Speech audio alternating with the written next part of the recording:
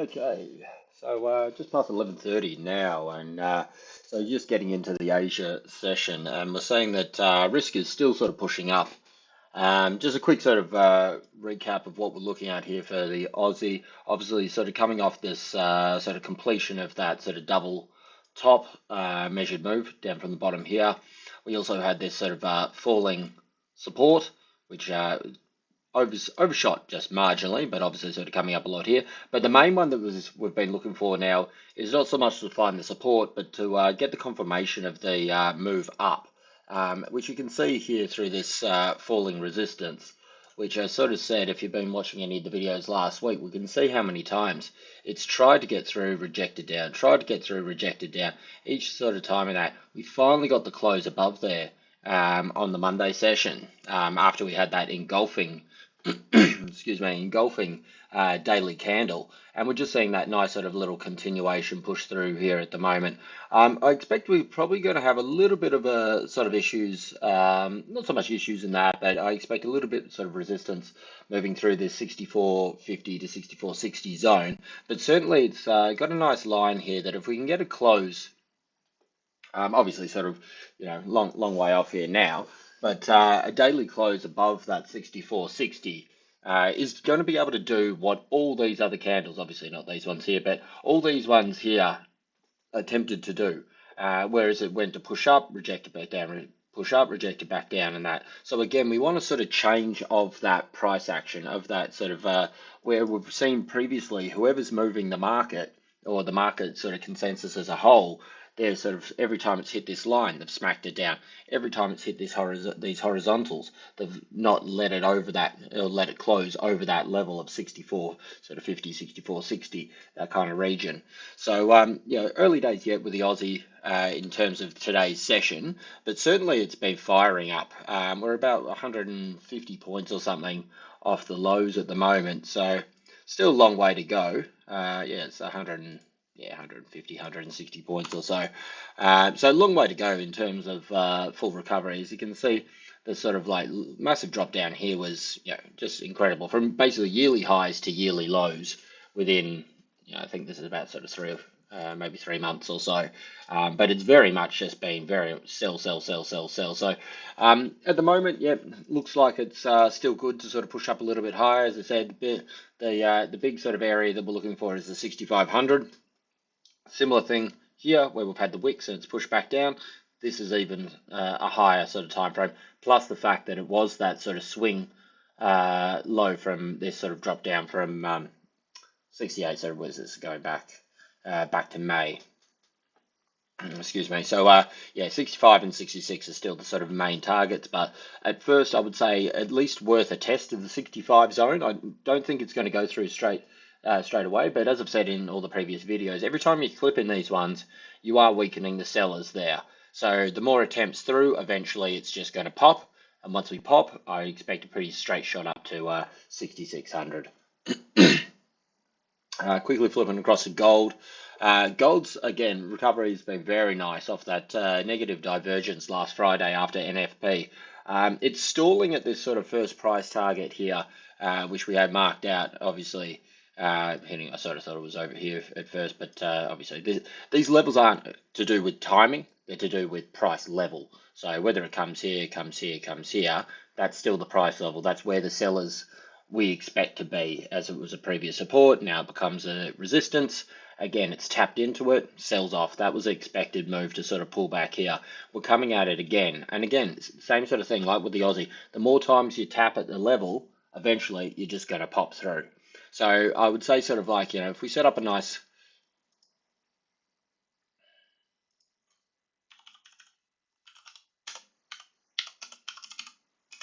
so pop in the resistance there. If we can sort of get through there, we've got the alert going off. Again, sort of pretty much after, what's this, at 66, we've set the alert there. I would say sort of it's pretty good for 74 up until the top of this wick here, which is 80. So it's a fairly decent little sort of pop. If you chuck a little bit of weight on it as well. And that's if you're waiting for the things. I've got positions from, sort of scattered along down here. So, but basically, if you want to chuck a bit more weight on it, you're looking 850. So about a $14 $14 move on the top side. Yeah, it's not necessarily going to come up to the wick because we can see that these have been the rejection zones. But this is, again, just in that short-term move. So, yeah, interesting to sort of see if we can get that pop. Asia, as I've said a couple of times, I don't think is great for gold in terms of the amount of volume and how much it's going to move. Like, generally about a $5 range is what I expect out of Asia session. DXY, this is the driver for the two previous ones, so Aussie and gold at the moment. As we can see, the sell-off is just continuing here. Again, just a bit of a recap. I think it was on the daily, we can see here was just that confluence. And this is going back to last week, and we started to see, if you watch any of the videos, you started to see every time we had that little bit of news got sold into, sold into, sold into. But we were seeing, such a confluence of reasons for this to be sold down from this area. I mean, apart from the fact that it was, 13 weeks straight or something like this, we had it absolutely redlining overbought. We're seeing it come down now. That was the first bearish weekly close we had since the start of this run up from sub 100. So, we're seeing this little sort of push up and attempt here. Bit of, this could almost be a bit of a head and shoulders if you looked at it like that. But basically, the way I was trading it was this negative divergence, which is quite clear here. Negative divergence, I love them. They're a great sort of reversal. They are a bit lagging because obviously, as it's coming through, hitting the highs here, this is actually crossing back over. So if you were just trading that, you could just say, okay, well, it's come back down to this previous sort of level here, and it's just kicking on for another push through. So they are a bit of a lagging, but if you do commit to it, you got to take a little bit of that risk on, of course, particularly after something's been charging up this hard. They can be great reversals, as we saw with gold last Friday on the 4 hour, and it's just exploded off there. So going back to gold, that was the negative divergence that we sort of called here. So it was on the 4 hour. And we could see that sort of like, prices coming down here through the last couple of sessions. The selling wasn't sort of reflecting that, and bang, away it went. But back to DXY. We're seeing it take out yesterday's lows already. This is a little bit of a support zone we can see here. Previously, the buyers had been sort of stepping in here. So, as these things sort of do start to pop, start to break down, we can then sort of like shift our focus to these lower levels here and sort of where we might be sort of seeing these next areas of interest. Got to go through and clean up a few of these charts actually. Still got the markings before I went to Kuala Lumpur. But yeah, as I said, at the moment, we're sort of pushing down, got the alert set there. I like to set the alerts just a little bit lower. So because you'll get these things, it might sort of come down a pip or two in that and then sort of fly back up. Your alert goes off and then you're out of it kind of thing. So you want to see a full commitment to this downside move here. Obviously, this is on the 4 hour, a close down under this zone here. And I think sort of 105.30 is the next area that we might see a little bit of a bounce. So these sort of things will go in line with Aussie popping up to that 64.60, 64.70 kind of zone before we start to see a bounce back up here. At the same time, we're going to see Aussie is going to be having a little bit of a cool off around that zone as well. So that's very important, even though sort of Aussie's not part of DXY, when the correlations are there with it, it can be very useful for sort of when you should be taking profit and when you should be sort of entering, adding weight, these sort of things. Again, this is my style of trading. This is the in and out kind of style of trading. So, the confluences and all, the correlation between DXY and Aussie isn't always there. And so when you can pick up the disparity between when it is and when it isn't, that can actually be very beneficial. And you can see that sort of like, a broader sense of the market is selling down DXY, but for some reason they're still buying it against the Aussie. That's creating opportunity there. If we go across to China, still playing, we can see this, so this right shoulder, it's better to see it on the larger time frame, on the daily here, this right shoulder is really coming down now.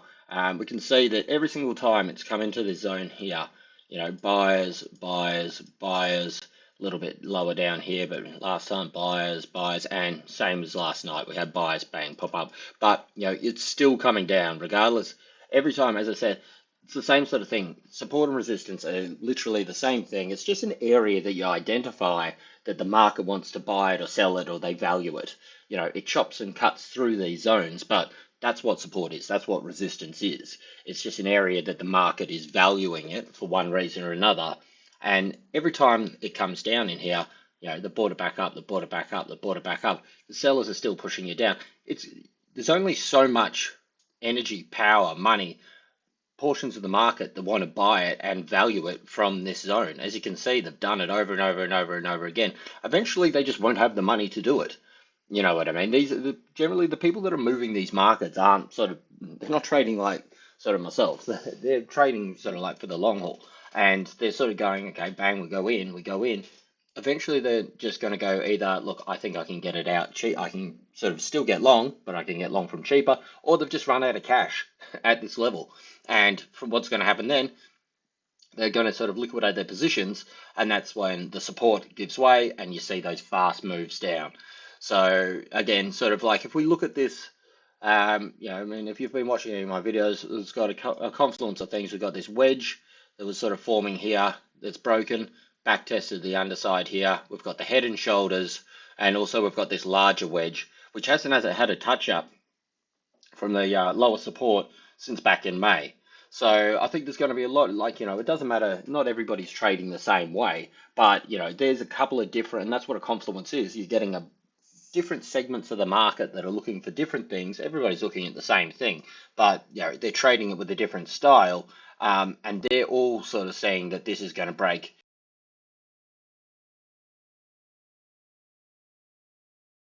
here. So if we do get down under here, alerts are set.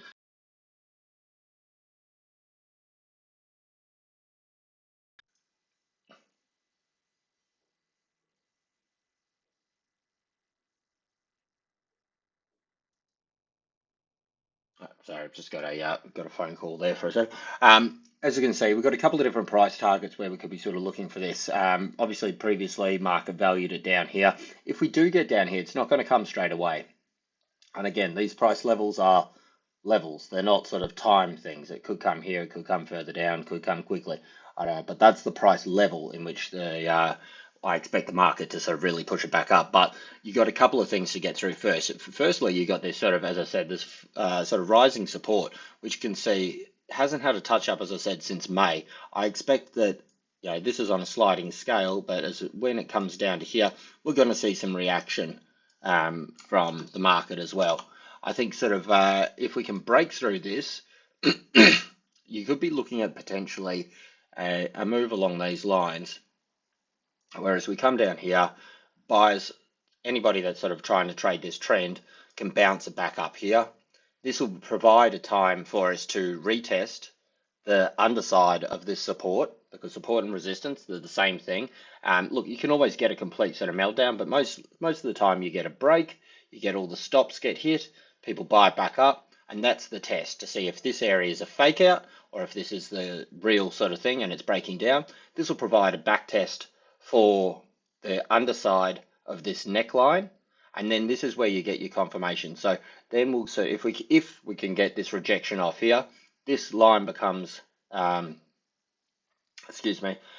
a little bit sort of obsolete, and then we sort of look to move down to the head and shoulders measured move target. So this is the one that we've gone from back here, the size of the head in the head and shoulders, coming down off the neckline into that price target there. This could also give us another sort of solid bounce as well. I don't expect this to be as strong, and then realistically back down to this price target over here, and then I expect market to start to go, hold on, wait, let's start to push this back up again.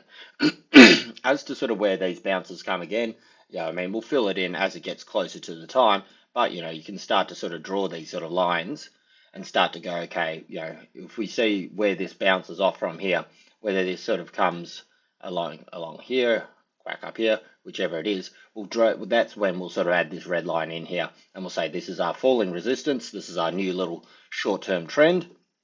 We'll look for a sort of channel that'll start to form, which will be something like this, coming back down to this price target, and then the market will sort of start to value it and move it back off this way and expect a little bit of a range here. And realistically, with this kind of stuff here, we could almost sort of be seeing another sort of little wavy head and shoulders sort of thing happening here. And obviously, if this gives way, well, I would say sort of that's the time that you're going to start to see US dollar head back down to 100 or sub 100 if we get down under here.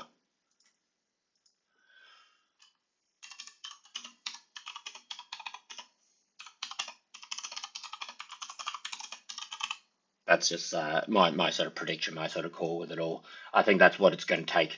Again, I know China isn't part of the DXY, but I'm saying as a broad sense of the US dollar strength in the market compared to everything else.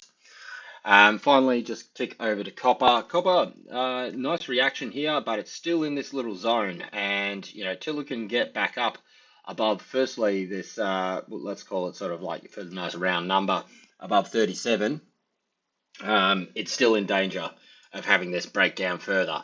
So these are the things to watch as well, particularly when you're trading risk. You're not just sort of looking at one or two instruments and that. It's a sort of correlation between a number of them, and you want to see that confluence of sort of where the money is going, because the money is somewhere in the market. So we just want to see where the confidence is, and we want to see where people sort of are valuing things to put their money. But as we're sort of seeing here, we've had these sort of areas here where it's been support. It doesn't matter if it goes a couple of sort of cents either way of it all, but this is playing its part to be the sort of resistance over here. So again, this is the area firstly to beat the 37. The big one I was saying was the 38. 38 has a couple of things involved with it if we can get back up above there. One, the fact that it's actually in the short term taken out the previous high, which is this level over here. And then as well, it gets us back up above this main line here. So this main line, if you've been watching any of my things, is really a strong long-term support coming back from March 2020. So this was the drop. This was, COVID lows, just in that first little drop. And then, as you can see, it just absolutely ripped up to the top side there. So the break of this and the closeout side, honestly, is not great from a technical standpoint for copper, but as you can see here, it is oversold.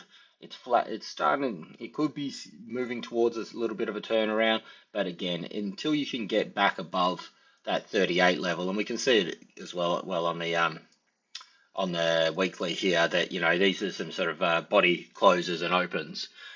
So again, this is the area to beat. If you can't beat 3800 or whatever you want to call it, 380, whatever. Then I would say you're still looking for either some best case side churn, worst case 340. So that's just something to watch. But certainly at the moment, we're seeing risk have a little sort of bit of a bounce off. Well, basically sort of like this. It's driven by the US dollar sell-off, and I think that's mainly again because even though you got like this sort of war stuff happening, and people typically go for the safe havens, we're either sort of seeing people sort of see opportunity in that and buck that. So then sort of go like, okay, well, that's fine. It's everybody's going to go typically, wow, go for USD and all this kind of thing, and they're just using it as an opportunity to sell in. Or we're just seeing a continuation of the price action last week, where we saw US dollar got sold into on strong US data every single time. So I still think that sort of this is the reason, a main driver for gold to be sort of pushing up, because it's obviously just had a horrible couple of weeks. So obviously the value's there for that to sort of push back up as a safe haven. Whereas you've got US dollar and it's been pushing up for 13 weeks straight. It's overbought. We went through all that kind of stuff, and it's just the risk to reward isn't there for US dollar at these levels. Not to say that it won't be in another week or two. You may sort of see something sort of drop back down and people go, well, this is a great level to buy it up for the next leg. But as of right now, the call was last week, US dollar sort of cooling off, coming back down. And we're certainly seeing that sort of play out. So the opportunities there with the risk and the gold longs. Cool. That's about it from me.